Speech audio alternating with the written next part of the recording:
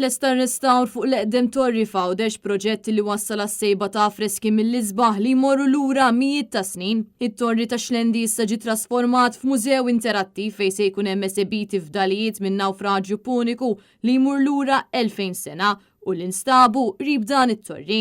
Kien fl-2020 meta l-Kunsill Lokali tal-Munxar beda l-proġett sabiex it-torri jiġi rrestawrat hekk kif kien jinsab f'kundizzjoni ħażina wara li kien abbandunat għal diversi snin. Il-proġett sar b'investiment ta' aktar minn 350,000 euro kofinanzjat permezz ta' fondi Ewropej. Meta beda r-restawr fuq it-torri jinstabu dawn l-affreski li jmorru lura għal mijiet ta' snin, affreski li juru altar u villaġġ rurali bitraċċi ta' disinni dekorattivi.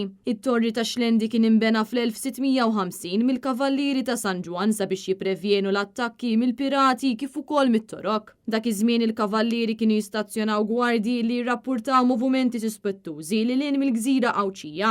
Iżda meta l-kavallieri telqu minn pajjiżna fl-1798 dan it-torri meraviljuż spiċċa f'assedju minn elementi naturali u matul is-snin din il-binja storika bdiet tiddeterjora minħabba li t-torri spiċċa abbandunat. Kien għalhekk li fis-sena 2020 b'inizjattiva min-naħa tal-Kunsill Lokali tal-Munxar beda restawr estensiv fuq dan it-torri sabiex jirritorna fl-aqwa stat possibbli.